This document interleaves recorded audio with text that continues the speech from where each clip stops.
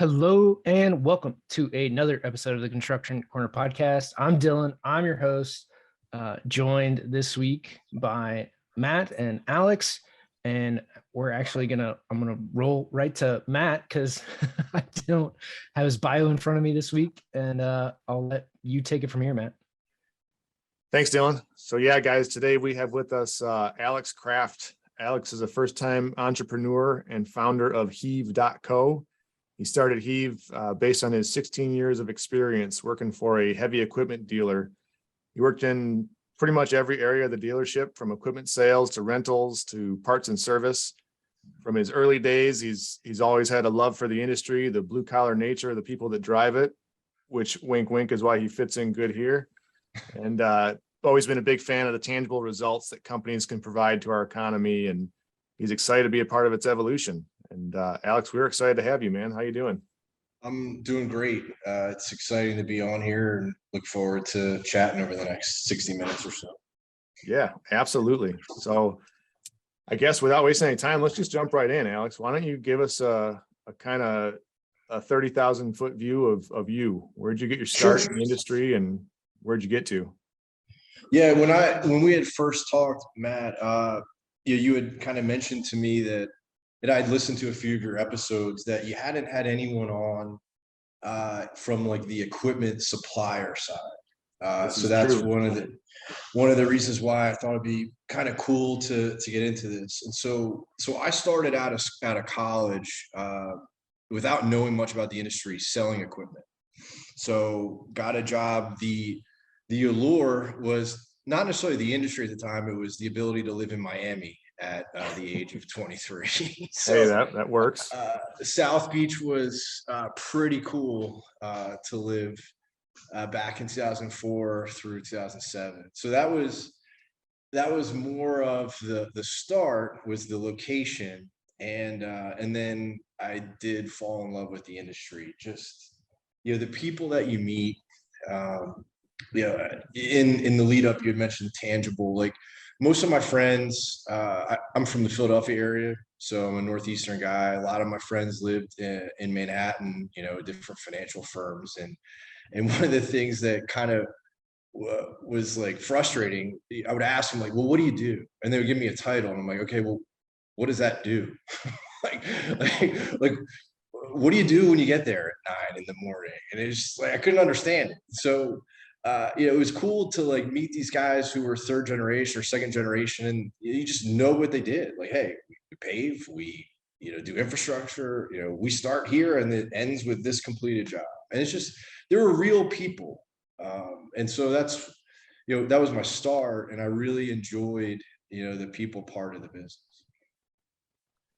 So go ahead, Dylan. Well, I can imagine in 04 to 07 in Miami, just the boom that was happening during that time, right? Like, real estate was probably absolutely insane. So being in like the rental equipment business, you were probably busting your butt for those 3 years. It was crazy. It was stupid. And it wouldn't even just say Miami. I would say Florida in general. And one of the cool things, I was always able to have good perspective because we also owned the Volvo dealership in Eastern Pennsylvania, New Jersey, New York City.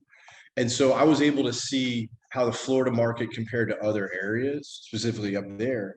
And like, even, you mentioned the really awesome times.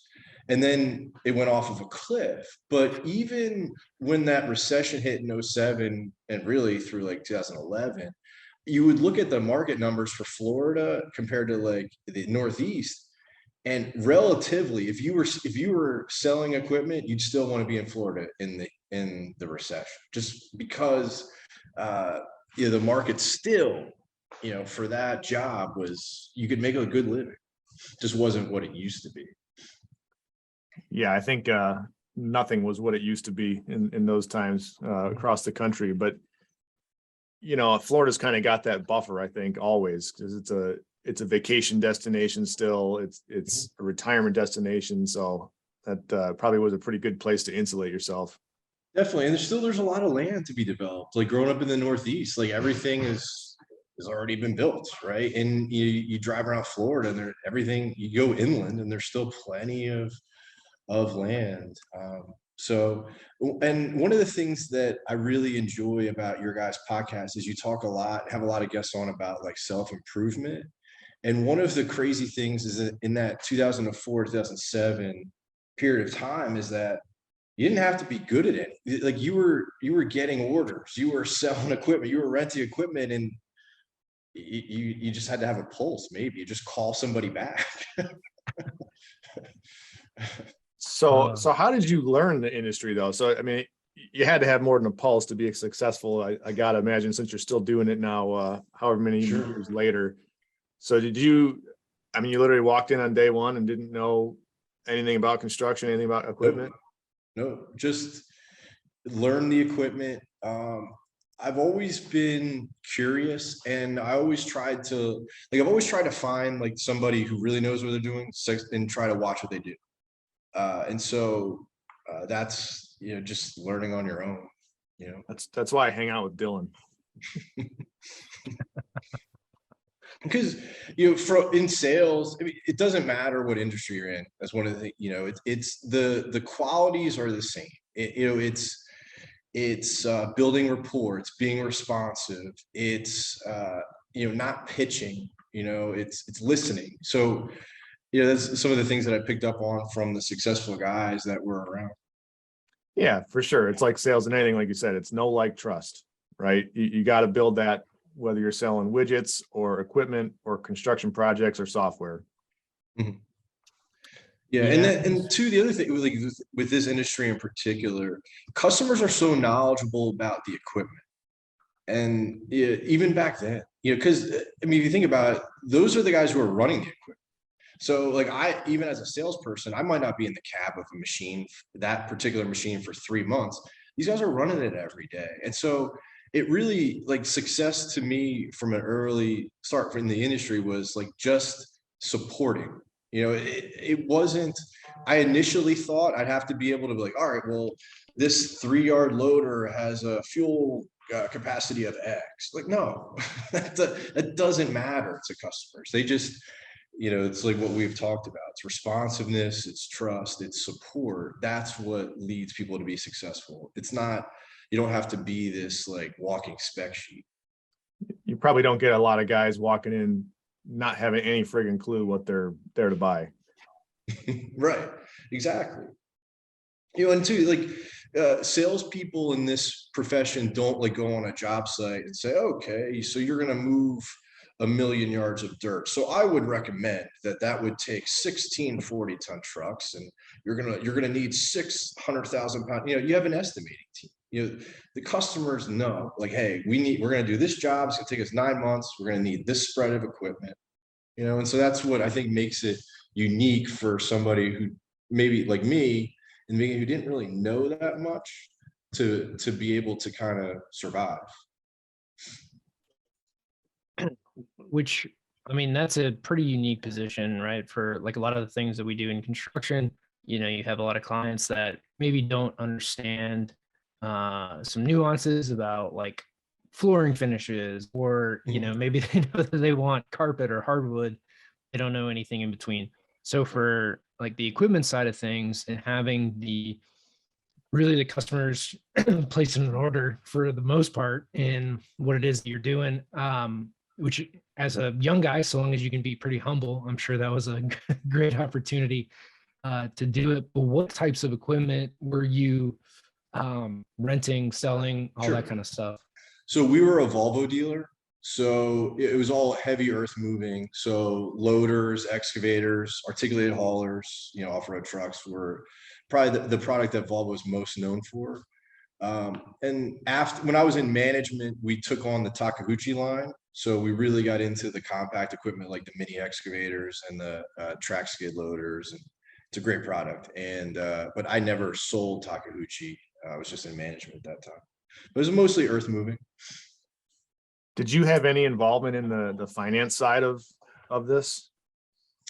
In terms of? Well, it always just, I've been in the construction industry for a long time, 20, 25 years. but it always blows my mind when I meet new earth workers, just the sheer magnitude of cost they have to go through to own this stuff, right? Sure. It's not like me going and buying a new F-250, it's hundreds and hundreds of, if not millions of dollars. So I don't know. I'm just always kind of been curious how you go about how the average guy would go and say, I want to start an earthworking company. Now I got to get a shit ton of equipment that's going to cost me whatever. Absolutely. So, we would finance a ton of equipment. So financing was integral in selling, but for some of those guys, like you mentioned, a lot of the small stuff is bought with cash, or they have their own lender. Leasing became really popular, from the last 6 or 7 years till now for that reason. Because a lot of customers really became very sophisticated and very smart with how they would do jobs, like leasing. Why, to your point, why an off-road truck like a Volvo 40-ton truck would run over 500 grand. And this industry is full of sayings, right? But they're mainly true, right? So somebody would say, well, you never buy one truck, you buy 2 trucks, 4 trucks. So why commit $1 million in capital to buy 2 trucks when I have a 2-year job and I can lease this equipment and I only have to pay 11 grand a month per truck? Makes a lot of sense. And so leasing took off 5-6 years ago for that reason. And you see a lot of customers, they employ a strategy with 3. So we'll lease X amount, we'll rent X amount, and we'll own X amount. Sure. And it makes a lot of sense.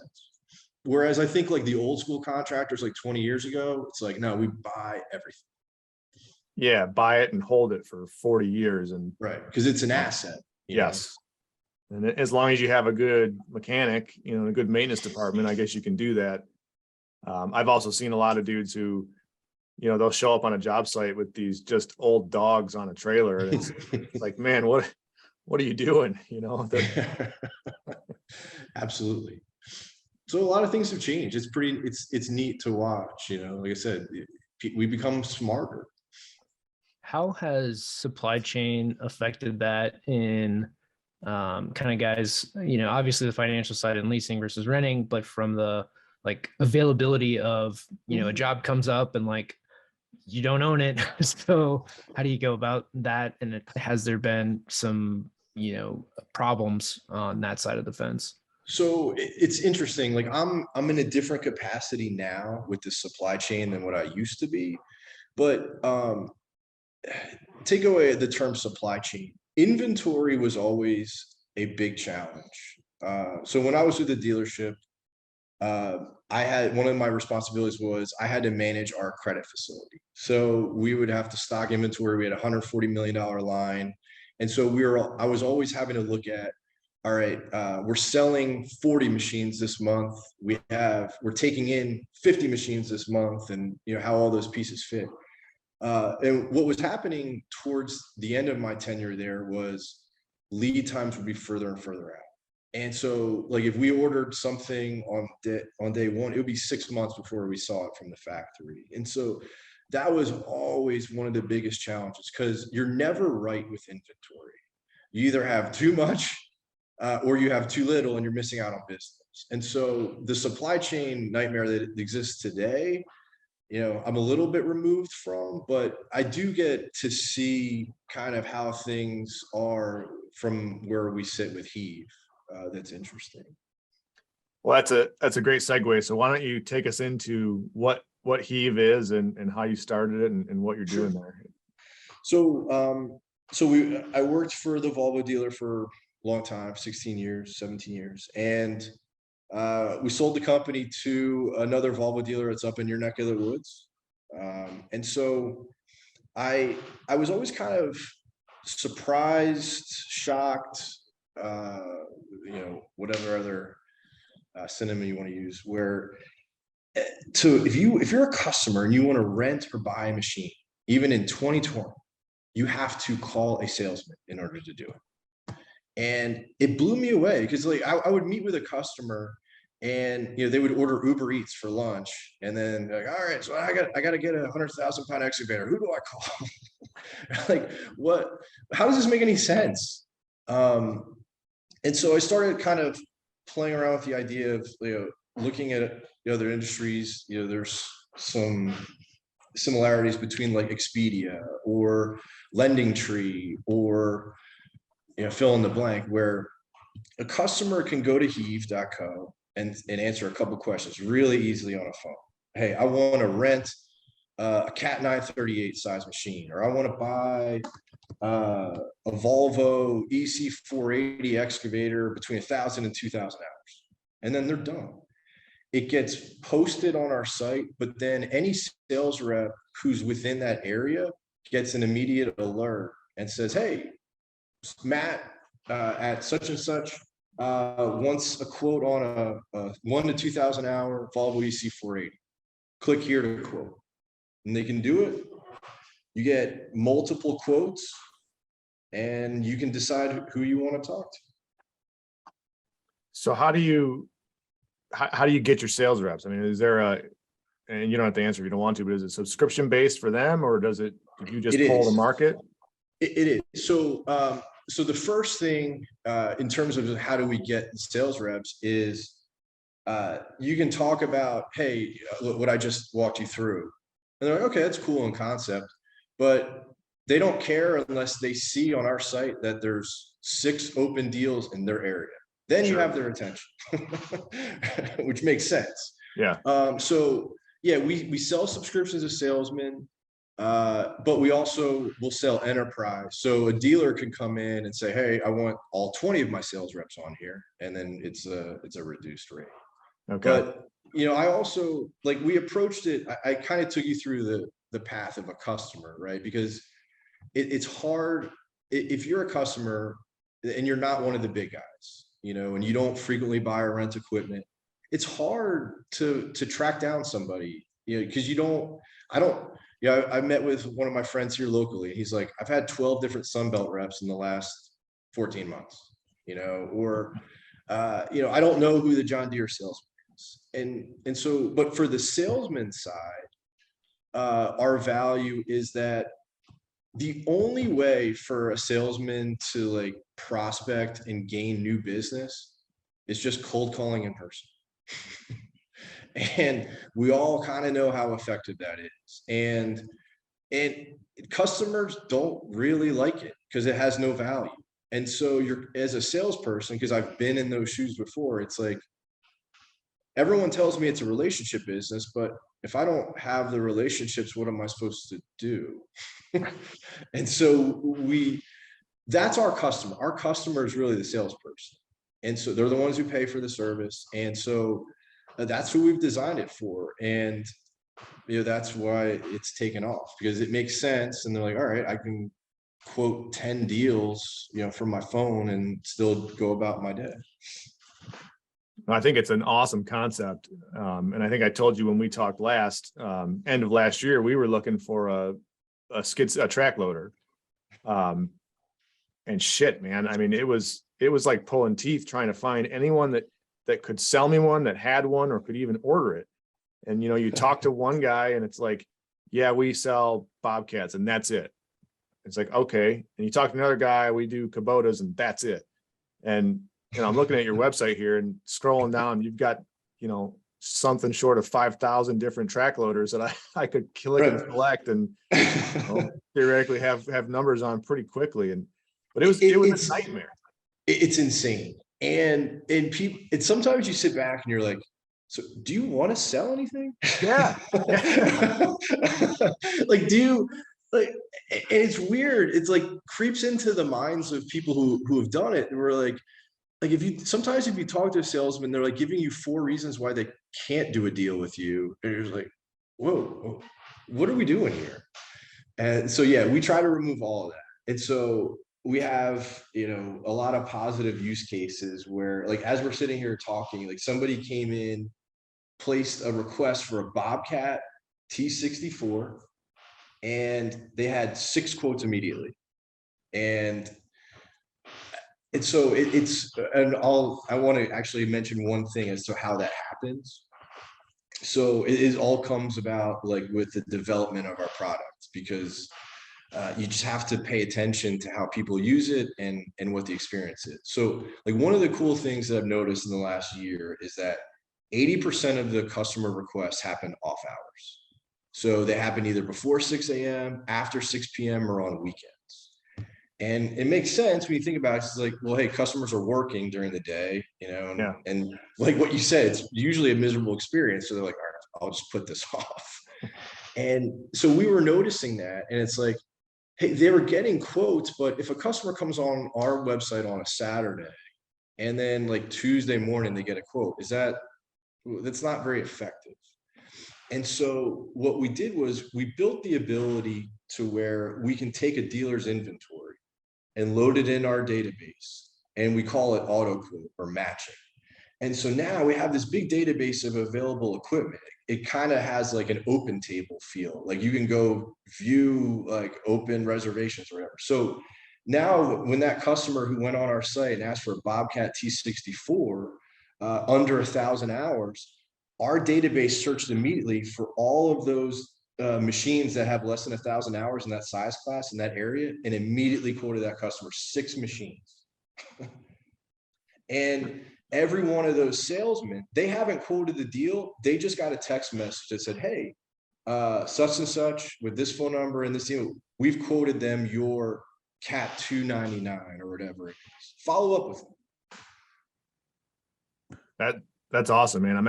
I was just writing a note. I'm going to call the guy we finally did find a good dealer. He's a couple hours away, delivered it right to my damn house. So nice. He's a good player in the market, but I'm going to call him after and give him your information, because, we ended up getting what I think we wanted, but it was just painful. It took forever. The supply chain is one thing, but it took forever before we could even place an order with someone. So to cut that part out, I think is a huge benefit.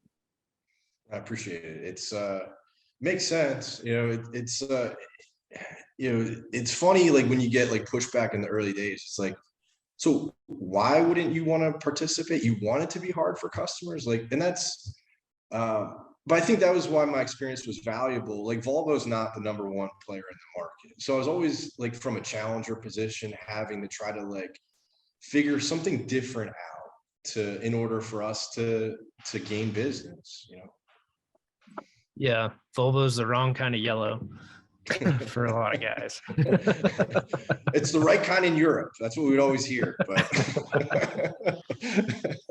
But no, to have the ability to see inventory in and of itself is a big deal, because like Matt was talking about, where now I got to call 4 of my reps, or I BCC all of them, or not, because I don't know how to use that function. So I just CC all my reps and like, hey guys, here's what I'm quoting, just so you all know that you're on this. Like, here's what we need. And like, I've seen a lot of that too, where I did it, from the engineering side, like usually it's 3 different emails and, all right, guys, I need a quote for, here's the package, and fill it. But to have that kind of transparency, especially on your side, right? And then the other thing too, and when you were talking about it, like Sunbelt, because for the new guys in like a market, they're like, yeah, well, Sunbelt, I see them on the highway, so that's where everyone must get their. I didn't know I could call a dealer to rent stuff, and so having like, for new guys that maybe don't have that network or the connections, and like other people will rent you some equipment and stuff, exactly. like that's just like, it's an eye-opening thing to be like, oh, what do you mean the Volvo dealer will rent me a 40-ton loader? Absolutely. And to not require a ton of effort on the customer's part, right? And because there are so many dealers, like I've been in this industry for a long time. We started Heave, and I'm shocked. I find the name of another independent dealer in Texas like every day. I'm like, oh my God, how many people are out there? It's unbelievable. Yeah. And as a builder, as a contractor, to have options would have been great, because frankly, no offense to the Sunglow or Sunbelt, whatever it is, guys, but it's a pain in the ass when they roll up on your job site without equipment they're dropping off. right? You know why they're there. And it's like, I don't have time for this right now, man. No, it's but this is how the industry's always operated. It used to drive me crazy. Like you're taught and you're told, like if you had a shitty month, go call on more customers. Another saying, when you're done for the day, make one more job site call. And then you drive to the job site. A guy is in a machine working it, and you're like flagging him down, like, hey, get out of your machine. The guy stops the machine, turns it off. Yeah. Hey, do you need anything? Yes, exactly how it is. And then the customer will go, if I need anything, I will call you. And so that's all we're seeking to solve. Like take away that and let salespeople, like give them a funnel, and then they can focus more of their time on actually value adding activities, right? Take away the prospecting piece, let them build a relationship, like solve a problem, get involved in service, do things that matter. Yeah. So is it, Go ahead.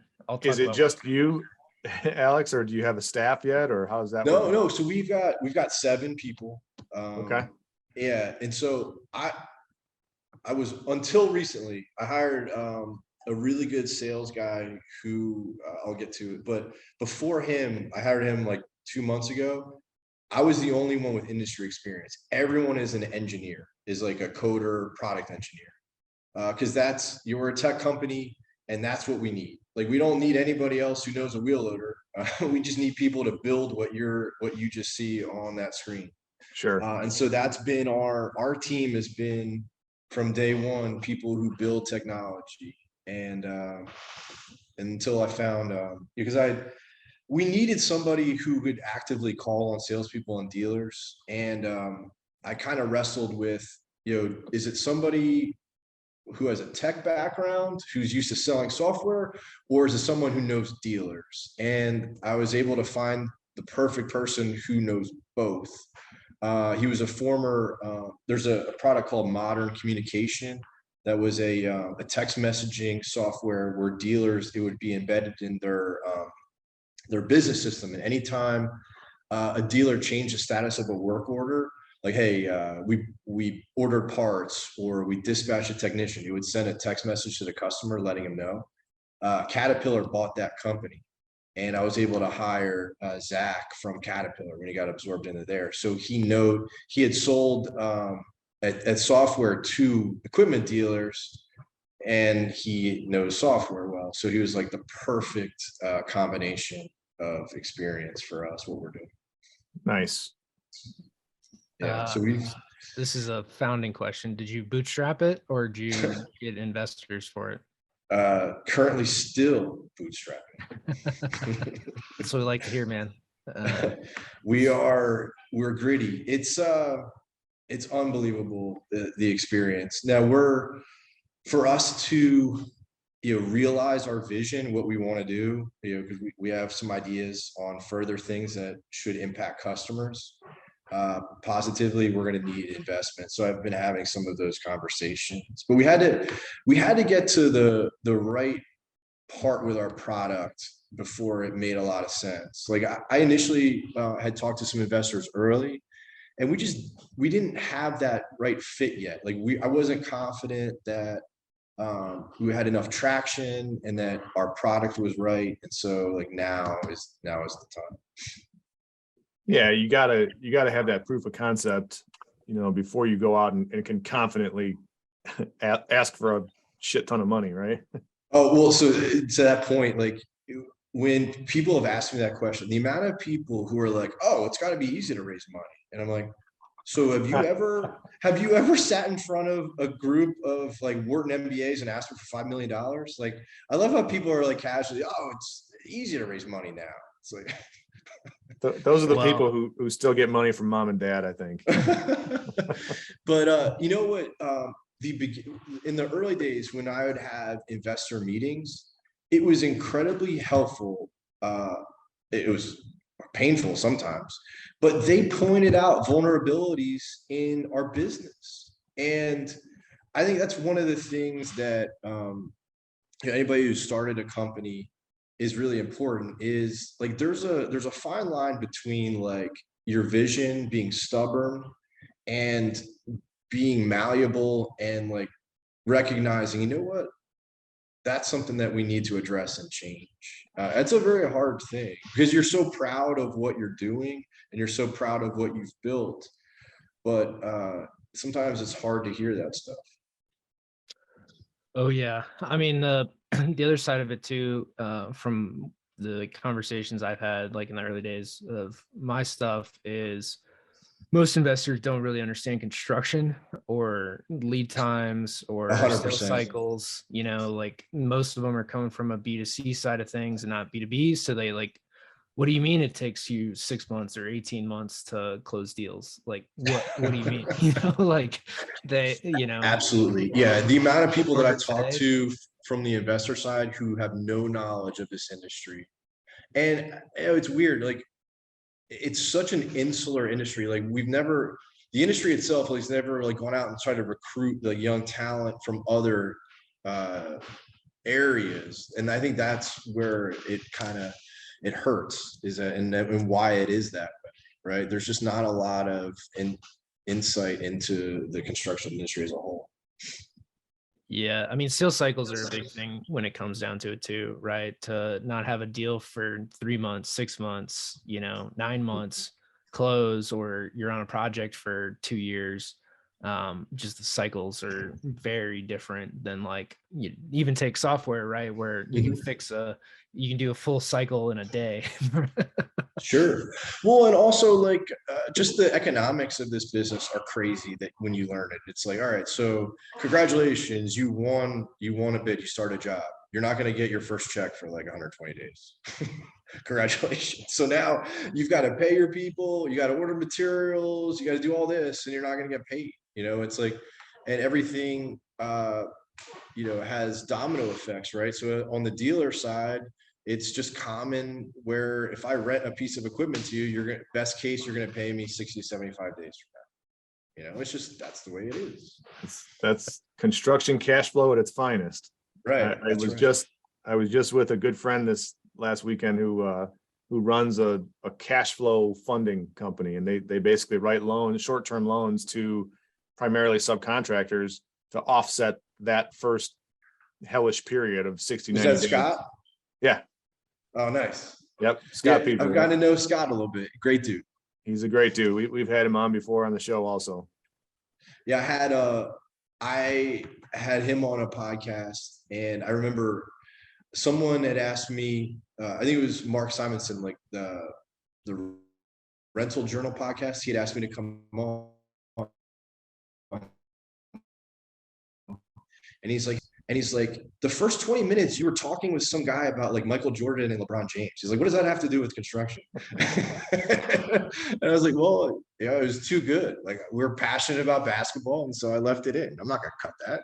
Yeah, keep it, man. Keep every bit of it. So let's switch gears a little bit in terms of how you market yourself. Are you doing the trade show circuit, or how is that going for you? I have, I don't love trade shows. We'll do like the dealer focused ones. There's one, like, it's called the Association of Equipment Dealers, AED. We've done that. Those are really, I feel like you have to be there. It's like you're conspicuous if you're absent, but very little comes from it. What I'm trying to do is do stuff like this, like podcasts, write content. Like, I contribute to, there's an older guy named Ron Slee, who's like an industry vet, like 40 years in the business. Like, he has his own website. He's been hired as a consultant by like all the major OEMs and a bunch of different dealers. Like, they ask him like to look at their operation and suggest improvements. Like, I write for his website. So I try to provide content like that to try to get our name out there. And it's just like guerrilla warfare. There's no billboards for Heave. There's none of that stuff. It's just like literally it sounds corny, and actually Scott is the one who shared this with me as well about his business. It's like we just try to win one customer and one sales rep like at a time. Just win one, and then you look 30 days have gone by, you've added 50, and it's what you got to do when you're an early stage company. Oh, without a doubt, and content is huge, especially video. If that's what you're doing, and that's a great way to reach people, a great way to break into these markets. We're seeing it on our side of the industry.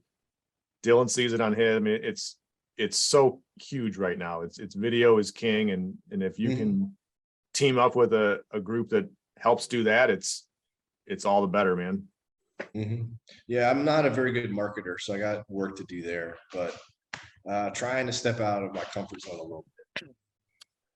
Yeah, so the easiest way to think about it is, and I think a lot of people really, marketing in general has been so diluted with people that don't know what the hell they're talking about and haven't sold shit in their lives.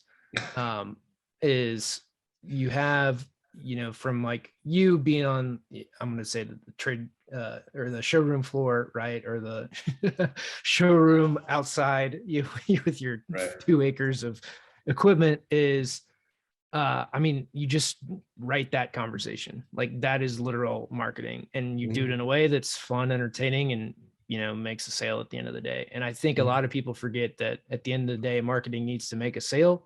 Like you can have logos and pretty pictures all you want, but if it doesn't sell shit, no one's keeping their jobs. So I think a lot of people forget that. They do. I'll say one of the challenges in this industry in particular with marketing is that people are so tight-lipped about stuff. Like we've been very careful, and they used to kind of drive me crazy when I was at the dealership. Like some of our bigger customers were like, hey, Volvo, you bought 30, 40 ton trucks. That's a huge deal. Volvo would love to run a story on you. No. Okay. And it's just kind of the way it's always been. So it makes it a little challenging because we would love to tell the world like, hey, this guy sold 10 machines because of Heath, but we haven't done it. And because we want our users to be the one who are like, hey, I'm okay with you doing that. And people are just kind of used to operating silently in this business. Well, makes it hard. So think of all because this is all blue collar guys, right? Most everybody's never used to getting a handout. They've had to earn everything that they've ever done. So when someone is like willing to give them press publicity, they associate that with the sleazy whatever, when that's not all the case. Right. So it's overcoming those perceived perceptions of like, it's okay to let somebody come in and promote you. It's okay to let somebody tell the story that you want to tell. It's okay to brag a little bit about the project that you do. You do it when you got 6 beers in you at the bar, but we can do this sober too, guys. It's okay. Right. And these guys have interesting stories too. Totally. Absolutely. Blue collar guys are the best storytellers of anybody. And you just got to let them do it and tell them that it's okay, man. It's okay. We want you to talk about this stuff.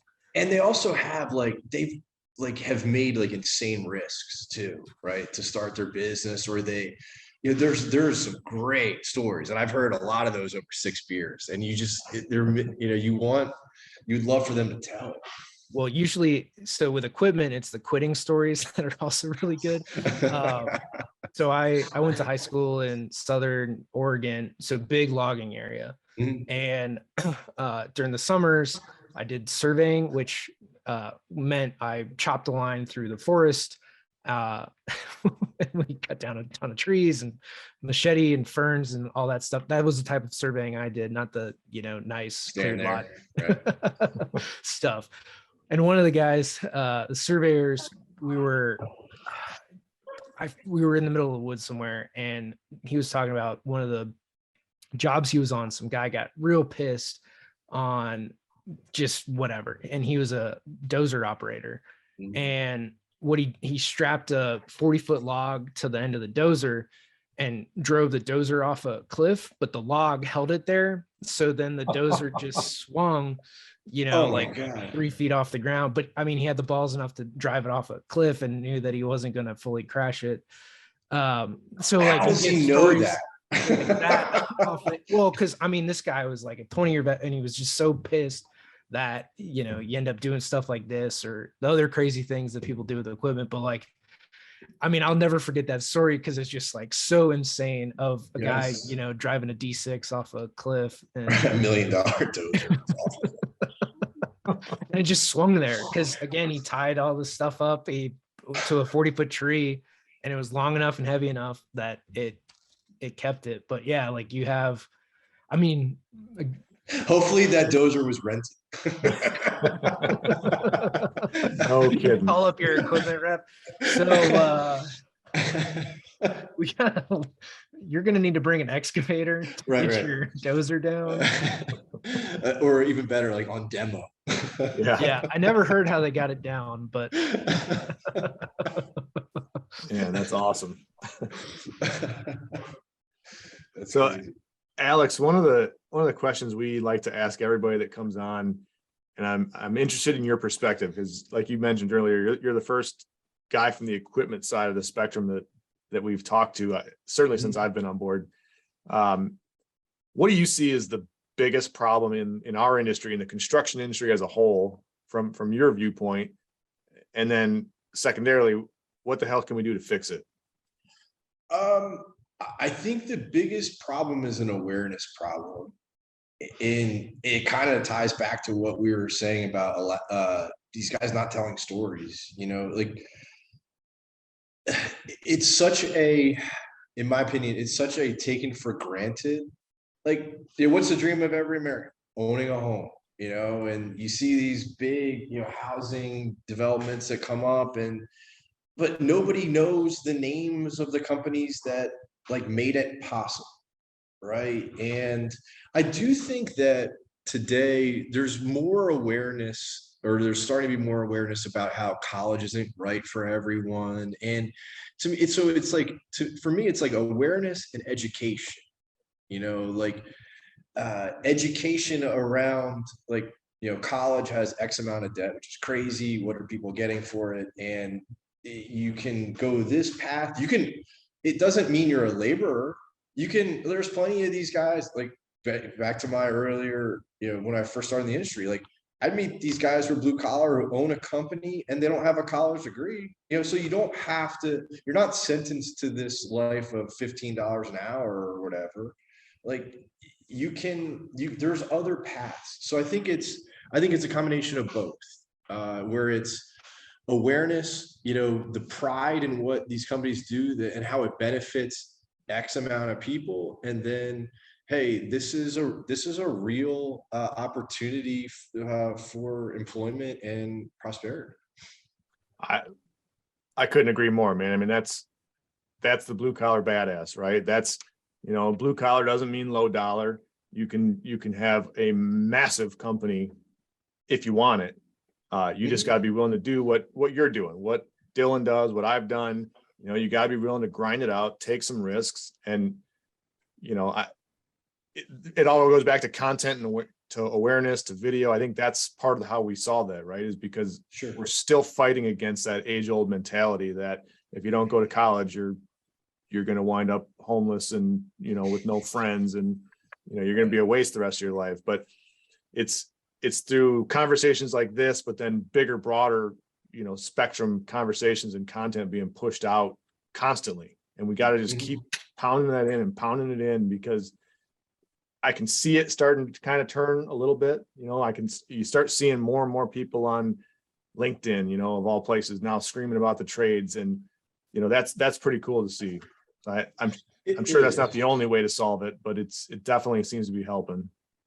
The other thing that, I've never read more in my life since I started this company, that's helpful for me, and I think it's helpful, is that you just researching more about companies and their origins. And because I think we have a tendency, I think it's natural to look at X company and think it was easy for them. And so I think when we promote more and tell more of the stories of origins, so people understand that, like, yeah, such and such didn't have it easy. Because I think that's what inhibits a lot of people is uh, it's getting started. It's like just taking that leap, knowing that, hey, it wasn't easy for anybody, right? Right. And so it's just starting, because everything is unknown. It was unknown for Google, it was unknown for Bezos, it was unknown for all of those guys. And just, but taking those steps and learning about those companies and what they did and how they grinded the first few years. And, you know, I think it's helpful. It was helpful for me, you know. For sure. Yeah, two things I really want to hit on. One is, it's such a good point to note that construction isn't a $15 a year or, an hour deal forever, right? And you might start there, but like that's, and I mean, I didn't even start there. Like I started as an engineer, right? Like I came into the industry differently than some, but even if you came in as a laborer, you can easily move your way up with some hard work and discipline and some intelligence, and thought behind what you do. And I think that's a perception that isn't true, that we just need to keep overcoming, that it's not low paying. It's not, all dirt and grime.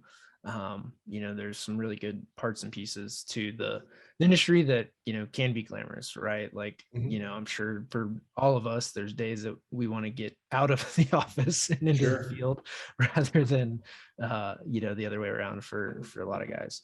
So that, and then the other piece is in origin stories. So two of the best ones that I would highly recommend anybody go and read the actual books is, one is Founder, which is the McDonald's origin story, and Ray Kroc.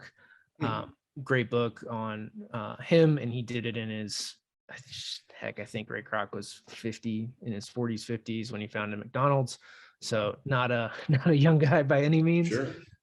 In doing that. And then also the Sam Walton, and I'm pretty sure it's what is his book called? Something America is Sam Walton's bio that he wrote basically on his deathbed. So founder of Walmart. Nice. That was a very, very good book in the whole building of Walmart, and like just how obsessed Sam Walton was with retail. Like he'd be on vacation and looking at like the fixtures or shelving units in like France. His wife would yell at him to get up off the floor because he was looking at how they like got put together and how shelving was set up and lighting and all this stuff. But I mean, that's an obsessed guy that cared an awful lot about, retail and what he was doing. And then obviously they did a lot of things with supply chain, and Walmart innovated definitely well ahead of their time. And what's really cool about it's every company is that they start on that tiny, they have to get their first customer, and they're focused. Like Walmart didn't, incorporate and then have 40 Walmart stores. They had, I'm sure, probably like some, and I will take you up on that and read those books, but they probably had one that was like 400 square feet to start, right? Or something stupid, because you think of them at the global conglomerate now. But that's another unique thing, is that everybody has to start small. Well, you might have this grand vision, but everybody starts the same place. Yeah, Sam Walton partnered with the managers for his first, and took investors basically in each individual store for the first 10, I think. And then and he drove to every store every day. And then it got to where his radius was too wide to where he couldn't drive every day to every store. So he learned to fly. Or I think he was a World War II pilot, something like that. Like he knew how to fly. So he got a plane, and then he flew to every store every day. And then like you'd see Walton in his later years, like in his Gulfstreams and stuff, and he's got his, but Walton was also the guy that would do like, rafting trips for basically shareholder meetings and all this kind of stuff. But he would take his hunting dogs on his Gulfstreams when he was an older dude, and he'd go down to like, and that's why they lived in Bentonville, was because his wife didn't want to live in a big city, which Bentonville now is a big city because of Walmart. But he would fly down to Alabama with his hunting dogs and go hunting out of like the Gulf Stream, so $65 million jet, take his 4 dogs and go Nice. bird hunting. Nice. Pretty cool stuff. Alex, any final words to wrap this up before Matt and I close this out? I enjoyed it. I've listened to a few of your guys' pods. I loved the one on mediocrity. I loved. That's not something that's talked about a lot. I despise mediocrity, so that resonated with me. And then there's another one that was like really inspirational. The iron worker guy, who became a lawyer, was really cool. That was a good one. I was like ready to lace him up and go work out after that one. So I've checked out a few of your pods. I really like. Well, thank you, man. And we certainly appreciate you coming on. It was a good conversation, and one we'll have to touch base in a year or so and see how you're doing with Heave and how everything's going. Yeah, no, I appreciate it. It's I'm glad I was able to come on and chop it up with you guys, and hopefully we'll continue to build this thing, and hopefully you'll be able to order a piece of equipment on Heave in the future and have a much better experience than that little Kubota machine you were trying to get before. That's where I'm going next time. I'm getting ready to trade it in for a bigger one, so it might be sooner than later. I love it. Perfect. Alex, where can people find you other than heave.co? LinkedIn is a great resource for us.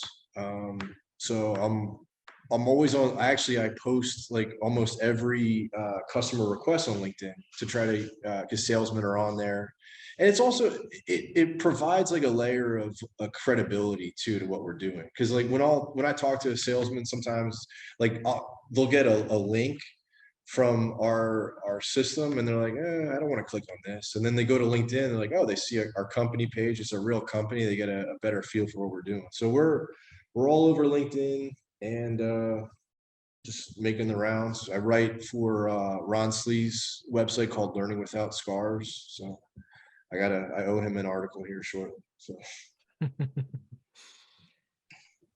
that's awesome. Matt, any final words before I close this out?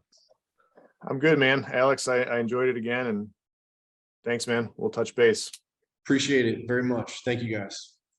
Alex, thank you so much for coming on the show. We really appreciate you coming on, being our first equipment guy, and to hear that side of the business, and coming from basically starting in sales, moving your way up, and then finding a problem to solve in the industry that I think is a really cool and neat way to solve it. Gives a lot of transparency and allows people to meet their equipment needs, and probably in a lot easier and timely manner than they've ever had in the past. So appreciate you for having the courage to step out, start your own deal. Matt and I both know how it goes. It's not the easiest path to travel, Nope. but appreciate you doing it, coming on the show, chopping it up, and for listening to some other episodes too, man. We appreciate you, and Thank you for everything that you're doing. Creating jobs, making it easy for people to get equipment, so we can build some cool things, man. So appreciate you coming on, and thanks again, guys. That is going to be this episode of the Construction Corner podcast. Until next time, I'll send you some Heave shirts. Thank you. I see them on the rack back there.